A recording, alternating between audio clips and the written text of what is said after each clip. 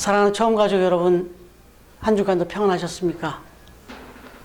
코로나19가 확진자가 늘어나는 바람에 우리 주일 예배를 또 가정에서 이렇게 영상으로 드리게 되었습니다. 오늘 하나님께서 또 이 예배를 통해서 어렵고 힘든 그런 시기를 맞고 있지만 또 하나님께서 변함없이 우리에게 은혜와 평강을 풍성하게 내려주시기를 기대해 봅니다. 오늘도 주께서 주신 하나님 말씀의 은혜를 함께 나누고자 합니다. 여러분들이 아시다시피 유대인들의 그 삶을 보면 무려 2000년 동안이나 그 긴 세월 동안 나라를 잃어버리고 그렇게 전 세계에 흩어져서 그렇게 살아왔음에도 불구하고 이제 나라를 회복한 지 얼마 되지도 않았지만 그럼에도 불구하고 오늘날 전 세계의 열강 틈에서 아니 대표적으로 오늘날 가장 막강한 그런 영향력을 발휘하고 있는 저 미국에서도 정치적으로나 경제적으로나 사회문화 모든 전반에 걸쳐서 이 유대인들의 그 영향력이라고 하는 것은 정말 가히 막강하다 이렇게밖에는 표현할 수 없을 정도인데 이 유대인들 노벨상의 절대 다수를 이 유대인들이 다 수상할 정도로 그런 모습들을 가지고 이렇게 살아가고 있는데 이 유대인들이 이런 영향력을 가지고 이 어려운 여건을 이기고 이렇게 살아갈 수 있었던 그 비결을 이야기할 때 이 유대인들은 반드시 잊지 않고 반드시 기억하고 살아가는 두 가지 사실이 있다는 겁니다. 그 첫 번째가 뭐냐? 정말 잊고 싶은, 기억하고 싶지 않은 자기들의 그 역사랍니다. 이걸 절대로 잊지 않는다는 거죠. 또 하나는 바로 그 역사의 그 중심 속에서 바로 자신들의 정체성, 자기 민족의 정체성에 대해서 절대로 잊지 않고 그렇게 살아간다는 겁니다. 그래서 제2차 세계대전 당시에 독일의 히틀러 치하의 그 나치에 의해서 무려 600만 명이나 되는 동족이 잔혹하게 죽임을 당한 그 일에 대해서 유대인들은 한 목소리로 다음과 같이 외친다고 합니다. 그렇게 살아왔다고 합니다. 독일을 용서하자. 그러나 잊지는 말자. 이게 그 2000여 년 동안 흩어져 있는 동안에 아니 최근에 이 근대사에서 겪은 자신들의 이 아픔의 문제를 놓고 이들이 외쳤던 구호였다는 거예요. 독일을 용서하자. 그러나 절대로 잊지는 말자. 여러분 이게 어떤 의미겠습니까? 용서함으로 인해서 과거에 묶여 살지 말자는 뜻이 담겨 있는 겁니다. 거기에 용서함으로 말미암아 그리고 그 용서로 해서 다 잊어버리는 것이 아니라 절대 잊지 말자라는 그 캐치프레이즈를 통해서 과거의 그 역사에 묶이는 것이 아니라 그건 용서로 다 잊어버리고 이제는 그걸 절대로 잊지 않는 그 기억 속에서 앞으로의 미래는 두 번 다시 이런 아픔의 역사를 겪지 말자는, 그래서 아픈 역사는 용서로 잊어버리지만 그러나 또 반드시 기억을 함으로써 두 번 다시 이런 아픈 역사를 겪지 않겠다고 하는 이런 아주 분명한 뜻이 있었다는 거죠. 이런 마인드가 오늘날 유대인들이 이 전 세계 열강들의 그 틈 속에서도 당당하게 이렇게 멋지게 이렇게 영향력을 발휘하며 살아갈 수 있는 비결이 되었다. 이렇게 평가들을 합니다. 여러분, 우리 대한민국 역시 정말 이 부분을 정말 마음속에 깊이 새겨봐야 할 교훈이 아닌가 그런 생각이 듭니다. 정말 우리에게도 너무나 아픈 역사들이 많지만 그 역사 속에 묶여있지 말고 그래도 과감하게 용서하고 그리고 잊어버린다는 의미가 아니라 그걸 마음속에 깊이 새기고 절대 잊지 않음으로 인해서 앞으로의 우리의 역사는 두 번 다시 이런 아픔의 역사를 겪지 않겠다고 하는 그런 미래를 향한 소망, 이것을 우리가 견지한다. 이 부분에 대해서는 우리 유대인의 이런 사고방식과 이 역사의식, 이 미래의식을 우리가 본받아야 되지 않는가. 그런데 생각해보면 유대인들이 이런 사고방식과 이런 생각을 가질 수 있었던 근간에는 다분히 성경적인 면이 있습니다. 여러분, 예수님께서 우리에게 보여주신 일도 바로 이와 같기 때문입니다. 여러분 한번 생각해 보세요. 예수님께서 이 땅에 오셔서 참 많은 사역들을 짧은 시간이지만 다 이루시고 그리고 하나님 품으로 올라가셨습니다. 그런데 예수님이 이 땅에서 이루신 사역을 압축하고 또 압축해서 두 가지 사역으로, 아니 두 가지 단어로 요약해 본다면 그것은 십자가와 부활, 십자가 사역과 부활의 역사, 이 두 가지로 압축할 수가 있는 거죠. 그런데 바로 이 두 가지로 압축해 놓고 보면 십자가 사역이라고 하는 것은 용서였습니다. 십자가 사역은 한마디로 용서였습니다. 용서의 사역이었습니다. 그런가 하면 부활이라고 하는 이 엄청난 역사는 결국 과거에 묶여 죄악된 삶의 그 그늘을, 그리고 그 죽음의 그늘을 벗어나서 이제는 하나님의 나라에 대한 소망을, 아니 영 죽을 수밖에 없었던 인생들이 이제는 영원히 살 수 있는 그 소망에 대한 그 꿈을 가지고 살아갈 수 있는 그런 신앙을 우리에게 준 거다 하는 것이죠. 그래서 이 십자가 사역과 부활의 역사, 이 두 가지는 우리가 꼭 간직하고 살아가야 될 절대 신앙의 기준이다. 이렇게 말씀을 드리는 겁니다. 여러분, 그래서 사도 바울 역시 아들처럼 여겼던 그 디모데에게 이 말씀을 권고합니다. 디모데후서 2장 8절 말씀인데 이렇게 말하죠. 내가 전한 복음대로 다윗의 씨로 죽은 자 가운데서 다시 살아나신 예수 그리스도를 기억하라. 이렇게 권면했던 거예요.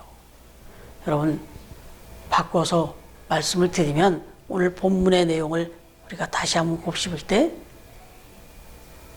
부활신앙이 너무나도 중요하다고 하는 것, 십자가의 그 은혜를 생각하고 살아가야 되는데 여기서 한 걸음 더 나가야 되는 게 부활신앙이다.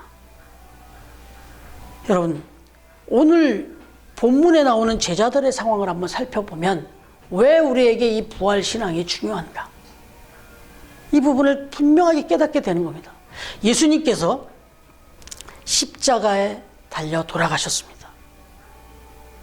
그리고는 이 십자가의 사건 때문에 너무나 많은 충격을 받고 낙심하고 두려움했던 제자들이 그래서 또 흩어진 줄 알았더니 모여 있었습니다. 그런데 모여 있기는 하지만 사실 제자들 속에는 두려움과 불안과 걱정, 이것들이 가득 차 있었습니다. 믿음이 충만해서 모여 있었던 것이 아니라 두려워서 모여 있었던 거예요. 이제는 자신들이 모든 걸 다 버리고 따랐던 그 예수님이 저 십자가에 달려 그렇게 돌아가시는 모습을 보면서 모든 소망, 모든 그 믿음이 다 깨져버린 거죠. 아니, 이제 저 심판의 그 칼날이 자신들에게도 조만간 들이닥칠 수 있다라고 하는 그런 두려움과 불안감이 이들을 이렇게 한 곳에 모이게 했다. 이런 얘기가 되는 거예요. 그리고 이제 또 한 가지 이들이 지금 모여있는 자세 속에서는 이젠 앞으로 무엇을 해야 될 것인가? 이제 무엇하며 살아야 될까? 망연자실이죠. 모든 것을 다 잊어버리고 다 잃어버리고 이렇게 홀로 되어 있는 이 외로움과 고독, 이 적막감이 이들의 그 모여있는 장소를 덮었던 거죠. 여러분, 오늘 본문은 바로 그렇게 모여있는 이 제자들의 상황을 19절에 이렇게 표현하고 있습니다. 제자들이 유대인들을 두려워하여 모인 곳의 문들을 닫았더니, 이렇게 기록해 주고 있습니다. 여러분, 이거 상징적인 표현이 돼요. 실제적으로 그렇게 모여가지고 그렇게 자신들이 모여있는 곳을 은폐하기 위해서 문을 꼭꼭 걸어 닫았다고 이렇게 표현되어지고 또 현 그 상황이 그대로 표현되어지는 거 맞는데, 여기에는 저들의 마음과 저들의 상황이 그대로 고스란히 담겨 있었던 거죠.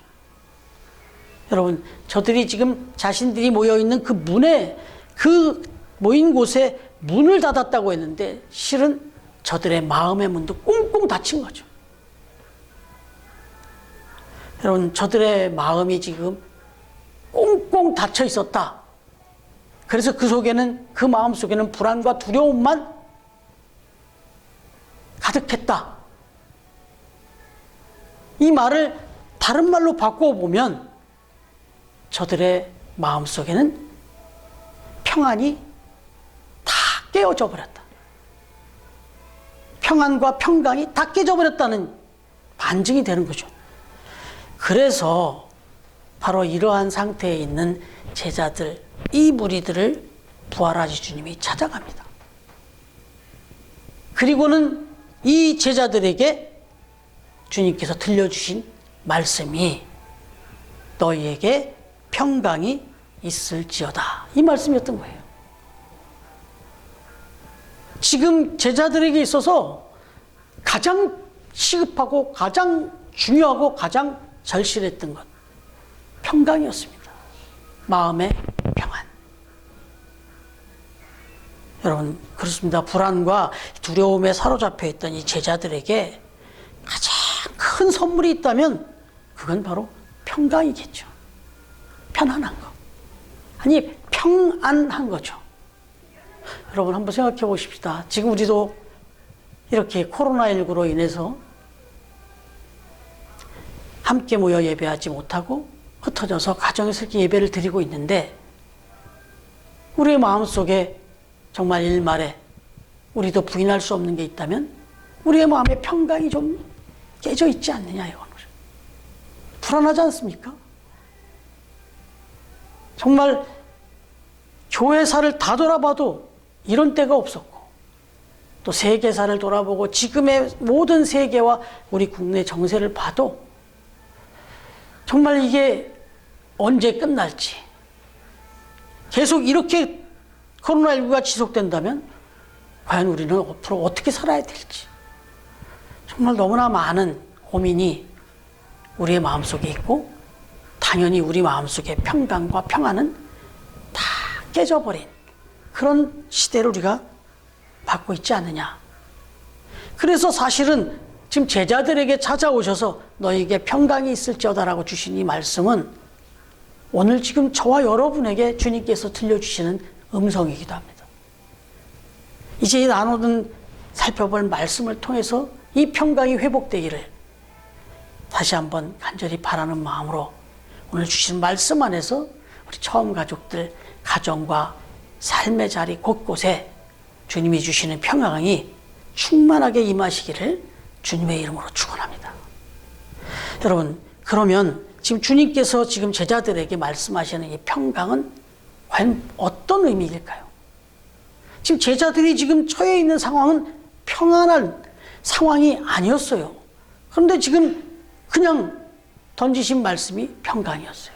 물론 십자가에 달려 돌아가셔서 이제는 끝장났다고 생각하고 있던 제자들에게 주님이 부활하신 모습을 나타났다는 것만으로도 큰 희망과 위로였다고 생각이 들지만, 그러나 그럼에도 불구하고 주님이 지금 평강하라고, 평강을 선물로 주겠다라고 말씀하실 때 이 평강의 의미, 그냥 입술로만 던지신 말씀이 아니었지 않겠습니까? 바로 그 부분을 찾아보려고 하는데, 주님이 말씀하시는 평강, 너에게 평강이 있을지어다 라고 말씀하신 그 평강은 이 세상에서 말하는 그런 평강과는 차원이 다른 그런 평강을 말씀하셨던 겁니다. 여러분, 세상의 평강이라는 게 뭡니까? 세상에서의 그 평안이라는 게 뭡니까? 이 세상 살아가면서 마음이 좀 편안하다, 이제는 좀 안심이 된다, 이렇게 생각할 때 우리는 어떤 부분이 주어질 때 그런 생각을 들게 되나 하는 거죠. 근데 이 세상에서의 평강, 평안이라고 하는 것, 안심이라고 하는 것은 다분히 소유와 성취와 아주 밀접한 관계를 갖고 있더라 하는 거죠. 뭐 생각해 보시죠. 물질이든 건강이든 무엇인가 내게 그것들이 소유되어져 있고 그것들이 좀 만족스럽게 갖춰져 있을 때는 그나마 우리가 평강하죠. 평안하죠. 그런데 이 평강과 평안이라고 하는 것은 절대적인 게 아니죠. 분명히 어떤 소유와 성취로 인해서 얻어낸 누리는 평강이라고 하면 건강을 잃어버리거나 물질을 잃어버리거나 이 모든 것들이 내 만족스럽지 못하면 반대로 평강은 하루아침에 사라질 수 있고 평강은 다 깨져버릴 수 있다는 얘기지 않습니까? 그러면 우리는 얻을 때도 있지만 잃을 때도 있고 건강할 때도 있지만 약할 때도 있고 이런 일들이 늘 인생 속에서 반복되는데, 그러면 우리의 평강이라고 하는 것은 그때마다 정말 늘 말씀드리는 일희일비하면서 그렇게 살아야 되는 거 아니겠습니까? 그렇다면 이건 진정한 의미에서 평강일까? 분명히 고민이 되죠. 적어도 그런데 주님께서 지금 사랑하는 제자들에게 찾아와서 너희에게 평강이 있을지어다 라고 말씀하실 때 이 평강이라고 하는 것은 아주 궁극적이고 아주 원론적인 거죠. 그 어떤 소유와 성취와 상관없이도 흔들리지 않고 늘 평안할 수 있는 그 평강, 바로 그 부분을 지금 말씀하고 있는 거라는 거예요. 여러분, 한 가지 말씀을 준비하면서 읽게 된 책 얘기를 하나 좀 드리면, 현대의 랍비로 불리는 마빈 토케이어라고 하는 분이 계신데, 그분이 쓴 책 중에 영원히 살 것처럼 배우고 내일 죽을 것처럼 살아라, 이런 말씀이 있어요. 이런 책 제목이 있어요. 여러분, 이 책의 내용에 보면은 한 마을이 나오는데 제롬이라는 작은 마을이 나옵니다. 근데 이 제롬이라는 이 마을에 아주 결정적으로 중요한 근심거리가 하나 있었다는 거예요. 그것은 참 마을의 구성원들도 좋고 비교적 평안한 마을이 맞는데, 중요한 건 이 제롬으로 들어가는 길, 이 제롬이라는 마을로 들어가는 길이 조금 협소하고 좀 험한 벼랑길을 따라 가늘고 꼬불꼬불해서 그런 길을 들어가야 돼서 이 마을 사람도 물론이고 또 이 마을을 찾는 사람들이 자주 또 이 길에서 실족도 하고 또 벼랑길을 따라 이 오는 길 중에 다치기도 하고 또 떨어져서 또 큰 사고를 겪기도 하고, 이런 일들이 끊이지 않았다는 거예요. 이게 늘 이 마을의 걱정거리였다는 거죠. 근심거리였다는 거죠. 그래서 이제 이 마을에 좀 어른들, 마을의 장로들이 모여갖고 회의를 했다는 거예요. 아이디어를 좀 내면서 생각을 했는데, 이 근심거리를 어떻게 해볼까? 어떻게 해결해볼까? 대책을 세워보기로 했는데, 우리가 한 일주일 동안을 고민했다네요. 그래서 결국 이제 주일을 앞두고, 안식일을 앞두고, 이 장로님들이 의견을 모은 그 안을 이제 내놓았는데,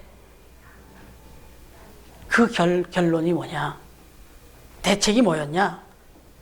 이 조그만 이 좁다란 이 벼랑길, 이 벼랑길을 따라가는 이 저 밑에다가 거기다 떨어져 다치거나 또는 큰 위급한 상황이 벌어졌을 때를 대비해서 거기다가 병원을 하나 짓자.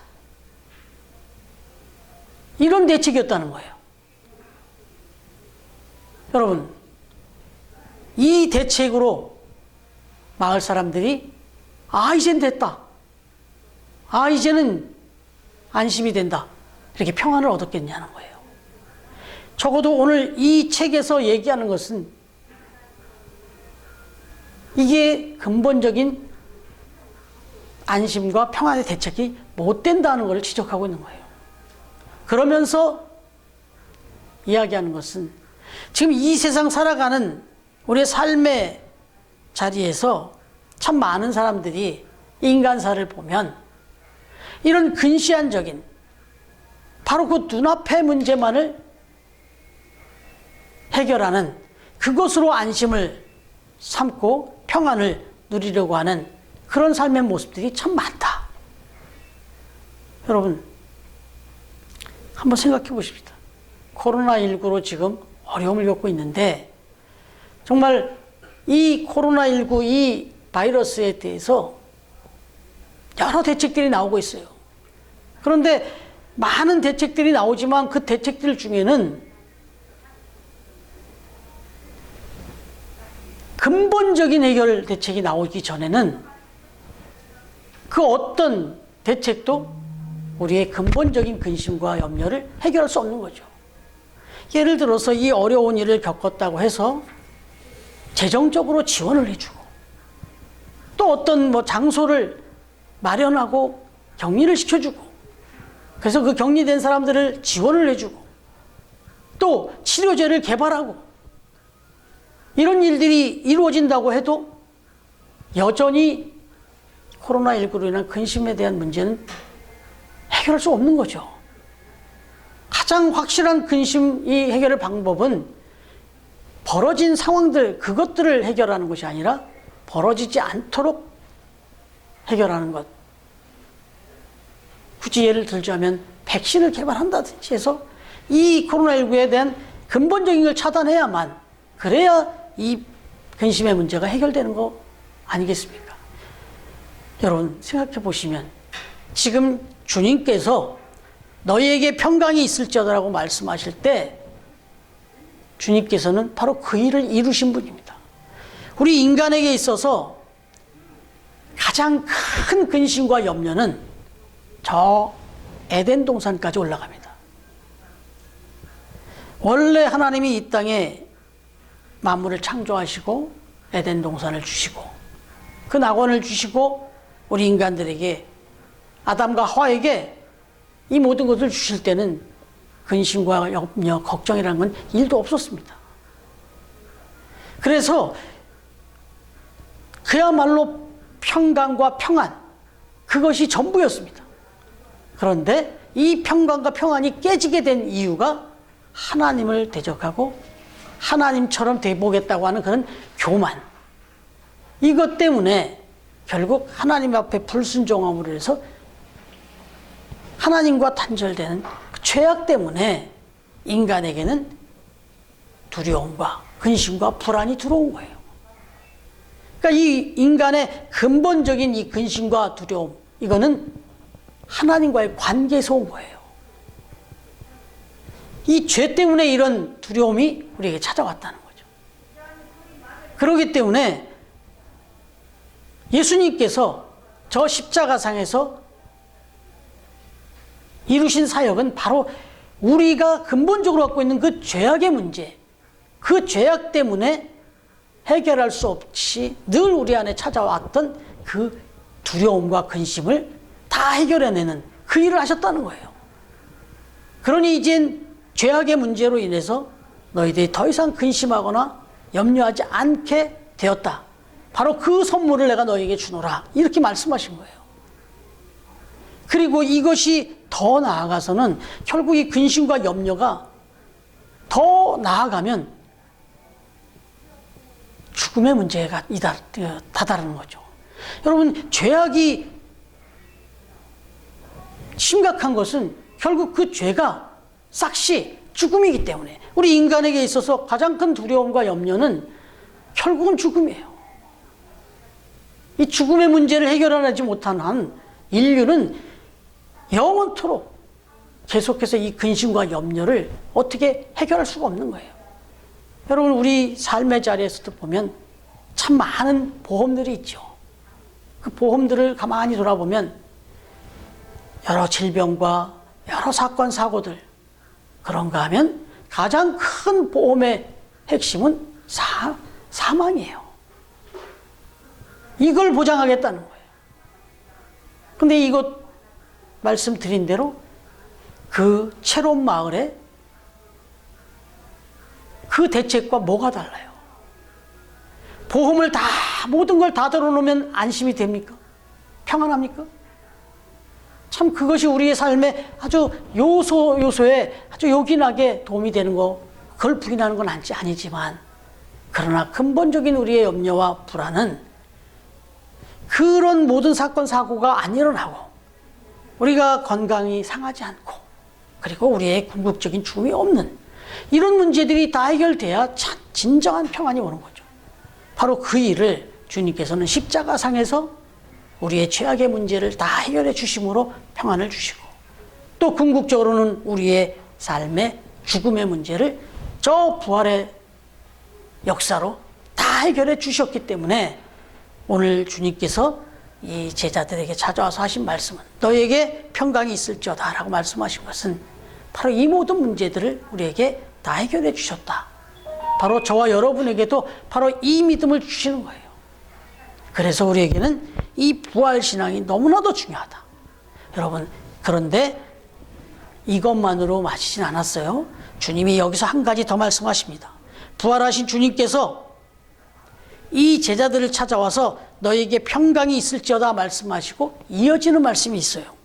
21절 보시면 예수께서 또 이르시되 너에게 평강이 있을지어다. 아버지께서 나를 보내신 것 같이 나도 너희를 보내노라. 이렇게 말씀하십니다. 여러분, 지금 제자들에게 예수님이 지금 무슨 말씀을 하시냐면 일을 맡기시고 계세요. 사명이죠, 사명. 여러분, 이게 어떤 의미가 있을까요? 너에게 평강을 주노라 라고 말씀하신 후에 바로 이어서 이 꼬르로 말씀하시는데 사명을 주노라 이렇게 말씀합니다. 그러니까 일을 준다는 거예요, 일을. 여러분, 이게 우리가 살아가는 동안 참 평강을 누리며 살아갈 수 있는 비결을 또 가르쳐 주신 거예요. 한번 생각해 보면 제가 언젠가 그 일과 영성이라는 주제로 말씀을 전한 적도 있는데, 일이라고 하는 것은 노동 이상의 의미가 있다라고 하는 것을 나눈 적이 있어요. 한번 생각해 보셔요. 오늘 이 시대에 우리나라뿐만 아니라 전 세계적으로 정말 매우 큰 근심거리 중에 하나가 뭘까요? 바로 실업난이에요. 취업난이죠. 다른 말로 하면 실직난이에요. 여러분, 그런데 이 실업이나 실직이라고 하는 것은 1차적으로는 경제적인 문제가 있죠. 그런데 실은 더 큰 문제가 그 이에 따른다는 거예요. 뭐냐면 사람이 할 일이 없다는 것만큼 불안하고 큰 근심거리가 없다는 사실이에요. 사회학자들이나 심리학자들이나 모든 분들이 이 부분에 대해서는 한결같은 말을 하죠. 인간에게 있어서 일이라고 하는 것은 단순히 경제적인 수단만이 아니라는 거예요. 그 일을 통해서 자기의 정체성도 확인하고 또 그 일을 통해서 내 안에 모든 그 근심과 불안을 떨치고 더 큰 의미에서의 평안을, 기쁨을 맛보게 된다는 거예요. 여러분, 제자들은 지금 예수님과 함께 있을 땐 적어도 자기들에게 할 일이 있었습니다. 열심히 따라다니면서 그런 일들을 했어요. 그런데 지금 제자들이 이렇게 하루아침에 불안에 떨고 근심에 떨 수밖에 없었던 것 중에 하나는 예수님이 돌아가신 것도 있고 자신들이 앞으로 당할 그런 위험에 대한 염려도 있었지만 더 중요한 건 이제 앞으로 할 일이 없는 거예요. 우리는 이제 앞으로 무엇을 하며 살아야 되는지 할 일이 없어진 거예요. 이게 또한 제자들의 마음을 근심과 염려로 그들의 평강을 깨어뜨리는 요소가 되었다라는 거예요. 여러분, 그래서 부활하신 주님께서는 평강이 있을지어다라고 말씀하신 후에 아버지께서 나를 보내신 것 같이 나도 너희를 보내노라. 여기서 불안에 떨고 이렇게 앉아있을 일이 아니다. 앞으로 무엇을 해야 될지 고민할 일이 아니다. 내가 지금까지 너희들 앞에서 해왔던 그 일, 내가 이제 떠날 때 이 일들을 너희들이 맡아서 해줘야 한다 라고 말씀하신 거예요. 그런데 이 말씀 속에는 그렇게 너희들이 나의 이 일을 이어서 맡아서 그 일을 행하러 갈 때 거기에 평강이 있다, 기쁨이 있다, 이 말씀을 하신 거죠. 여러분에게 한번 묻고 싶습니다. 여러분이 지금 하고 계시는 일은 무엇입니까? 직장일은 어떤 일이십니까? 아니, 사업을 하고 계십니까? 가정일에 열심을 내고 계십니까? 또는 학업이십니까? 아니, 저를 비롯해서 교회를 섬기는 그 봉사의 일이십니까? 여러분, 여기서 한 가지 분명히 기억해야 될 것은 그 일이 직장일이든 그 일이 사업이시든 그것이 가정일이든 학업이든 교회 봉사일이든 분명한 것은 하나님이 저와 여러분에게 선물로 주시는 것이다라고 하는 겁니다. 그 이유는 저와 여러분에게 참된 기쁨과 평안을 누리며 살도록 그렇게 주셨다라는 거예요. 그래서 지금 저와 여러분이 각자에게 주어진 그 삶을, 그 주어진 일을 사명으로 알고 그 일들을 기쁨으로, 감사함으로 그렇게 감내해낼 때 저와 여러분의 삶은 참된 평강을 누리게 된다, 이 말씀을 하신 거예요. 여러분, 그렇습니다.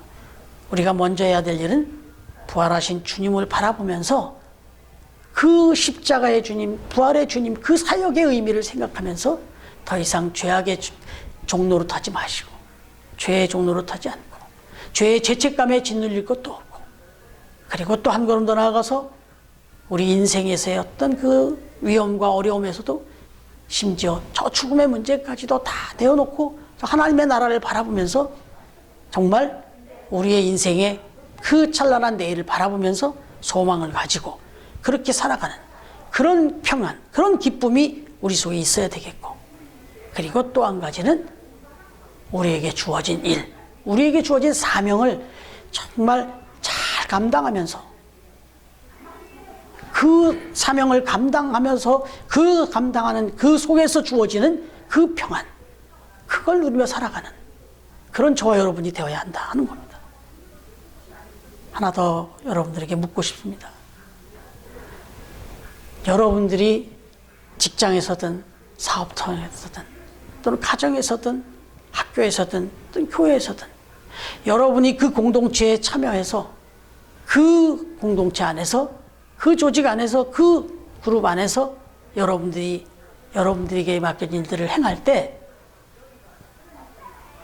여러분들로 인해서 그 그룹이, 직장이, 사업처가, 가정이, 학교가, 교회가 평안하더냐 하는 겁니다. 아니, 거꾸로 질문해 보면 그렇게 평안하고 그렇게 기쁨이 넘치고 웃음꽃이 넘치고 그런 공동체가 나만 들어가서 내가 어떤 말만 하면, 내가 어떤 행동만 하면 그 평강이 깨지는 그런 일은 없냐 하는 거예요. 흔히 말하는 말로 여러분은 피스메이커입니까? 아니면 트러블 메이커입니까?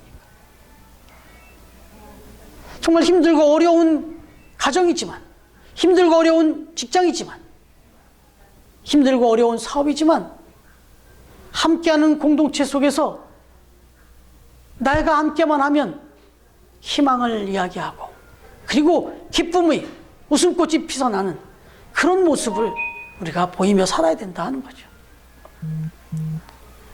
적어도 주님께서는 우리에게 평강을 주시면서 평강을 우리가 누리며 살기를 원하시지만, 결국은 우리에게 주신 사명은 우리가 이 세상을 향하여 이 평강을 전하는 피스메이커로 살기를 원하시는 거죠.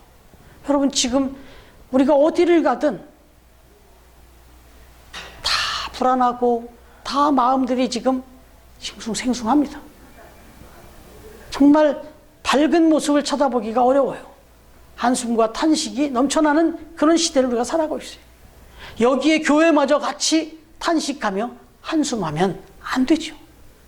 적어도 이런 시기에 우리 성도들은 내가 나아가는 그 직장에서, 내가 운영하고 있는 그 사업처를 통해서, 그리고 내가 섬기고 있는 우리 가정 안에서, 그리고 학교에서, 특히 우리 교회 안에서 모일 때마다 나의 얼굴로, 나의 삶으로, 나의 입술로 희망을 이야기하고, 기쁨을 이야기하고, 감사를 이야기하고, 긍정을 이야기하면서, 그리고 우리 늘 인사하듯이 그 일은 잘 되고 있다, 그 일은 잘 되고 있는 줄로 믿습니다. 내게 능력 주시는 그 하나님의 능력 안에서 늘 이 마음 갖고 우리가 살아야 된다 하는 것이죠. 여러분, 너무나도 유명하고 귀한 시가 있어요. 성 프란시스의 평화의 기도. 함께 예배 같이 드린다면 합독하고 싶었지만 한번 마음으로 따라해 주시면 좋을 것 같아요. 주여 나를 평화의 도구로 써주소서.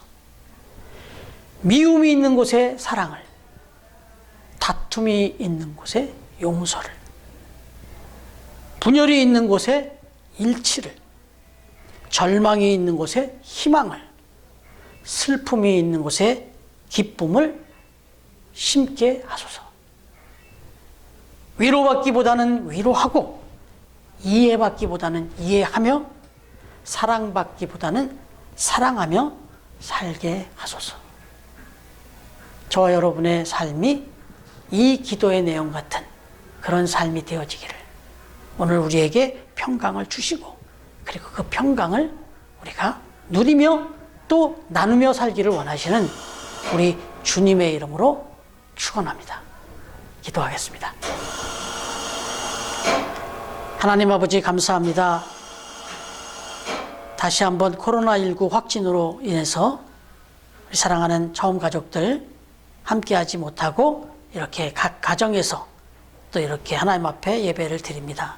주님, 무엇보다도 세상이 힘들고 어려운 이런 시대를 우리가 맞이하고 있지만, 그럼에도 불구하고 주님께서 우리에게 주신 이 근본적인 평안, 십자가를 통해서 이루어 주셨던 그 엄청난 사랑, 그 모든 용서, 그 화평, 그리고 또 부활의 역사를 통하여 우리에게 영원한 소망을 주신 이 믿음을 가지고 지금 우리 앞에 펼쳐져 있는 이 어렵고 힘든 상황 속에서도 우리의 마음이 깨지지 않게 하시고, 우리의 마음이 믿음으로 다시 한번 충만해서 정말 주님이 주신 평안과 그 기쁨을 감사로 그렇게 늘 고백하며 살아갈 수 있는 우리 처음 가족들이 다 되도록 축복하여 주시옵소서.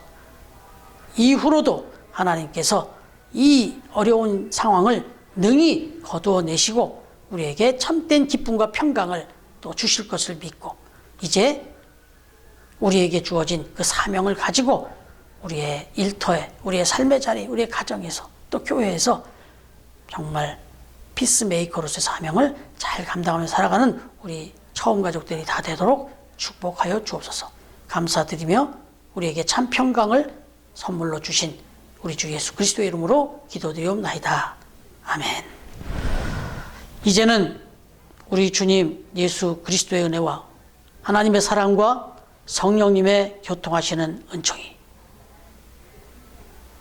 코로나19로 전례 없는 그런 어려움을 겪고도 또 주님 앞에 다시 한번 머리 숙여 예배하는 우리 처음 가족들, 머리 위에, 가정 위에, 삶의 모든 자리 위에, 그리고 오늘도 또 주의 이름으로 모여서 이 어려운 여건 속에서도 하나님 앞에 영광을 돌리며 예배하는 온 땅의 모든 주의 백성들, 주의 교회들 위에, 그리고 또 우리에게 예배할 수 있는 공간과 또 장소를 기꺼이 선물로 허락해 준 세이브존과 기쁨의 집 위에 이제로부터 영원토록 함께해 주시기를 간절히 축원하옵나이다.